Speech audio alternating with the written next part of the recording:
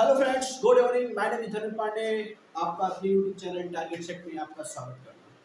तो जैसा कि आपको पता है, बीएसएफ हेड कांस्टेबल की वैकेंसी आई हुई है। तो बहुत सारे लोगों को नहीं पता होगा और कुछ लोगों को पता होगा तो कुछ अधूरी जानकारी होगी। तो मैं बता दूं, बीएसएफ हेड कांस्टेबल की जो वैकेंसी आई है वो दो तरह की आई है।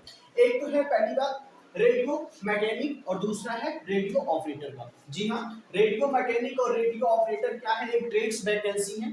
इसमें आपको एक तो है मैकेनिकल और दूसरा है ऑपरेटर की, रेडियो ऑपरेटर। ठीक, तो अब इस पे हम ज्यादा चर्चा ना करते हुए मेन पॉइंट पे चर्चा करते हैं।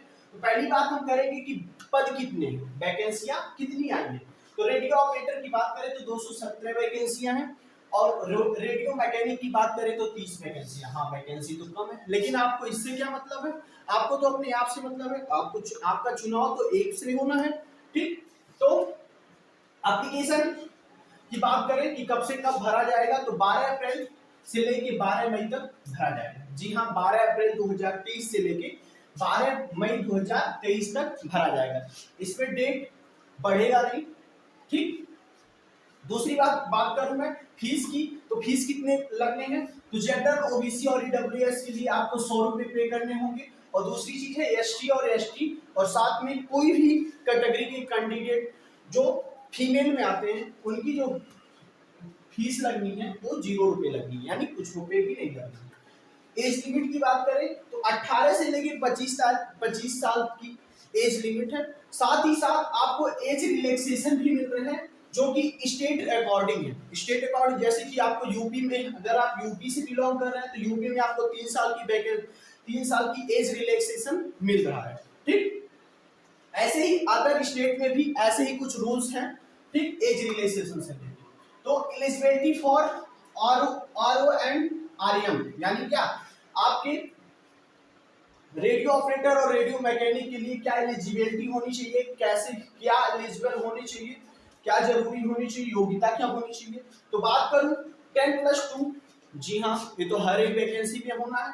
10+2 इंटरमीडिएट एग्जाम एनी बोर्ड से। ठीक, पहली बात तो 10+2 यानी इंटरमीडिएट एग्जाम में आप एनी बोर्ड से पास किए हो, चाहे आप सीबीएसई से किए हो या दिल्ली बोर्ड से किए हो या यूपी बोर्ड से किए हो, विद 60% मार्क इन पीसीएम। ये मोस्ट इंपॉर्टेंट बात है।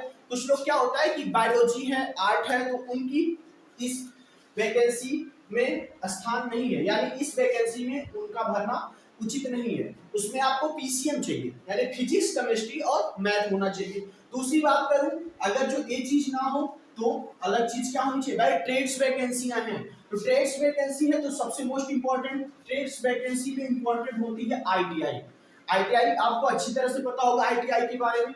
तो 10+, पहली बात तो 10th होनी चाहिए आपको, और साथ में साथ आईटीआई की कोई भी सर्टिफिकेट। अब कुछ लोग चाहते हैं कि आईटीआई के क्या सर्टिफिकेट हमको रेडियो ऑपरेटर वाले यानी ऑपरेटर से रिलेटेड होना चाहिए या इससे रिलेटेड कोई ट्रेड्स होना चाहिए। बिल्कुल नहीं, आपको कोई भी ट्रेड्स हो आप इसमें संलग्नित हो सकते हैं, आपका इसमें चुनाव हो सकता है। आप आईटीआई की एनी सर्टिफिकेट के साथ आप इसमें फॉर्म डाल सकते हैं। दूसरी बात करूं पे स्केल की, भाई अब इतनी सारी वैकेंसी के बारे में तो आपने बता दिया, बट आप क्या मुझे बता सकते हैं सैलरी कितनी मिल रही है? तो सैलरी की बात करूं तो 25,500 से लेकर 81,000 तक की सैलरी मिलती है। आपके ट्रेड से अकॉर्डिंग आपको सैलरियां दी जाएंगी। भाई रेडियो ऑपरेटर और रेडियो मैकेनिक से रिलेटेड स्टार्टिंग सैलरी 25,500 और साथ में साथ 81,000 तक की सैलरी आपको दिया जाएगा। एग्जाम की बात करें, अब ये सारी चीजें हो गई। भाई आपने बताया नहीं एग्जाम कैसे होना है, तो एग्जाम की बात करूं तो मैं सबसे पहले एग्जाम में दो तरह के दो टाइप्स होते हैं। पहली क्या, पीईटी और सीबीटी, दो तरह के एग्जाम होते हैं। पहला क्या, आपको कंप्यूटर बेस्ड टेस्ट देना होता है। आपका जो एग्जाम होगा पहले कंप्यूटर बेस्ड होगा, टेस्ट होगा, और दूसरी चीज जो होगी फिजिकल एलिजिबिलिटी टेस्ट होगी। ठीक, फिजिकल एलिजिबिलिटी टेस्ट होगी। तो इसी के साथ आपको BSF head constable, radio mechanic और रेडियो ऑपरेटर जो कि 217 और 217 और 30 यानी 247 वैकेंसियां से, जो कि ऑल इंडिया आप किसी भी स्टेट से बिलोंग करते हो आप भर सकते हैं। तो आज थी बीएसएफ हेड कांस्टेबल के बारे में। अगली वीडियो हम किसी अन्य वैकेंसी से रिलेटेड लाएंगे और उस पर हम लोग अच्छी तरह से चर्चा करेंगे। तो इसी के साथ जय हिंद, जय भारत।